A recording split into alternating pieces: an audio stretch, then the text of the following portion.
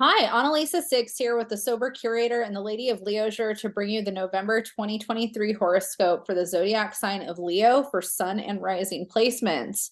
Here it is, Leo. It's Scorpio season. We're in it. We're experiencing the beauty that is fall transcending into winter, descending, transcending into winter. I personally really enjoy, as a Leo, I personally really enjoy Scorpio energy. I think it's because I'm an eighth house Leo in Placidus. And so I've always really been drawn to Scorpios, and just this season. Halloween was my favorite holiday growing up. It's Halloween today. I never in a million years thought that I would be an adult that doesn't go all out for Halloween. And yet here I am without a costume, a bowl of candy just on my front porch and not even engaging with anybody. And I mean, my house is always decorated and Day of the Dead stuff. So I feel very much like I'm a 24/7 Halloween person. I've got skulls and moons and all the things all over my body all the time. So maybe that's why I don't care that much about, going all out for Halloween. But yeah, I don't know. If you're a Leo and you love Halloween or love Scorpio season, Scorpios, let me know in the comments. I feel like Scorpio energy is still really intense despite how much I love it. There was a couple years where I was really tired of Scorpio energy. It can be a lot. So it squares us. Scorpio and Leo make a square to each other. So there's definite tension there. But tension can also be empowering and bring some, friction can also be kind of fun sometimes. So let's talk about where Scorpio season and energy is hitting for the Leo horoscope for us at the start of November. So we have a Scorpio stellium starting out November with the Sun, Mars, Mercury, and Ceres all in the fixed water sign of Scorpio. And the area that this is hitting for the Leo horoscope is the area that represents home and family. And so in a positive way, we might feel really empowered and in alignment to spend a lot of time at home. And I guess it's interesting because I am a housewife who has spent a lot of time at home this year. Today, actually, oh my gosh, I haven't shared this in any of the videos, but October 31st was the last day that I worked in terms of what my past career was, which was being a dog trainer. And I've definitely done some dog training and some animal stuff. It's not like I haven't done anything. Obviously, I still do some astrology stuff. So it's not like the work that I've done is like, I'm not still doing it to some degree. I have dogs, but I haven't been actively making money, or I don't have a business license. I'm not like working. So October 31st was my last day, and I've been home since then. So well, not home since I leave the house, but I don't leave the house a lot, and I love being at my house. And I would say that Scorpio season, I have spent a lot of time at home, but it's hard because, like, for me on a personal level, that's not new. So I don't know how much I relate to that. Well, I do relate to it, but you know what I mean? Like, it's not unusual for me. So I'd be curious for a Leo that's more active if you've been feeling more introverted and inclined to spend more time at home. The other thing too that can happen here, while we have Mars here, sometimes there can be conflict at home or within the family. And I also haven't really experienced a lot of conflict with my family so much, but I have experienced a little bit of conflict in the home. So that does feel relevant to me in that way. There's also a desire to possibly make changes in the home. And because Mars is here, it might not be the right time to make those changes, but it is a great time to start thinking about it, talking about it, envisioning it. So if you haven't been in a position where you've been able to make the changes that you want to make, then that's probably good, because when Mars is here, there's more opportunity for there to be problems or just things to go awry. So those are things to kind of keep in mind.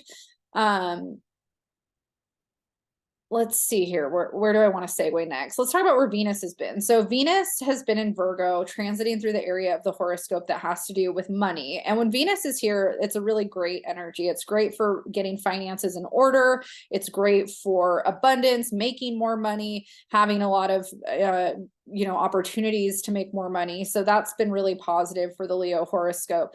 Venus is going to be here until November 8th, and then she's going to move into her home sign of Libra, which is going to be in the area of the chart that has to do with communication. And Venus in the house of communication, especially in the sign that she's happiest in outside of Taurus, this is a really positive time for relationships and communication dynamics when it comes to relationships. So if you have been in a hard spot in your relationship, or where you've been working a lot of things out, as a lot of us have been since the Venus retrograde in Leo, this is actually a really positive time to build resolution and harmony and peace in your relationship dynamics, but also your communication with relationship dynamics. So that's really positive for the Leo horoscope. After that, Mercury is going to move Scorpio and move into Sagittarius, which is also really positive for Leo. Sagittarius and Leo are energies that do really well together because they're both fire signs. And so they make a harmonious aspect to each other. Fire likes fire. And a lot of Leo people draw a lot of Sagittarius people into their lives. I'm a Leo Sag rising. My dad's also a Leo Sag rising. My mom has a Sagittarius moon. A lot of my friends are Sagittarius dominant. One of my really good friends is Sag sun and Sag rising. My husband has had a ton of Sagittarius people in his life, and he's an Aries Leo rising. We all get along really well. And Sagittarius are very adventurous energies, and they tend to make Leo feel like we can lean into our free spirit, our wild spirit, all of that kind of thing. And so with Mercury here, it's actually entering the area of the chart that Leo traditionally rules. So this actually enhances our desire to creatively express ourselves artistically, verbally, connecting with our inner child, being more playful and more explorative with that. There's a lot of opportunity for us to get out of maybe some of the heaviness that we had during Scorpio season, where we were more reflective and introverted, and we might start to feel more of a desire for play and adventure and expression. And I definitely can feel this already kind of brewing for me. So like, even though we still have another week of Mercury and Scorpio, I tend to be a really intuitive person. Even when I don't know what's happening cosmically, it's almost like I can feel what is about to come into my ether that's not quite there yet. Like, for example, I'll be like, in this moment today, I don't feel like I want to do that, but I can tell in a week I'm going to want to do that. Like, I can feel that in myself. And what's funny is a lot of times when I'm doing the astrology, it'll match up with what I was feeling, where it'll be like, oh, in a week, that's at like the week that I was planning on doing that astrologically, that actually is really compatible with that.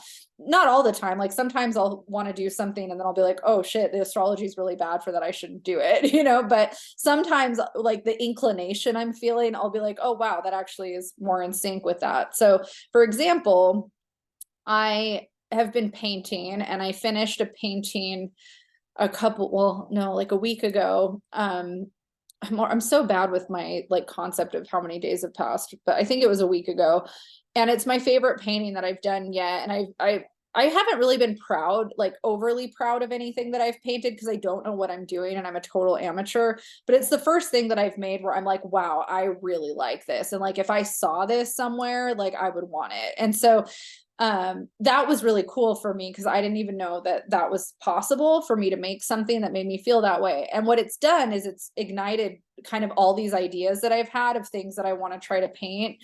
And I feel really excited about it, but I haven't been ready to execute it, but I feel it. Like, I can feel kind of like a pressure cooker, like it's building up to where I'm ready to do it.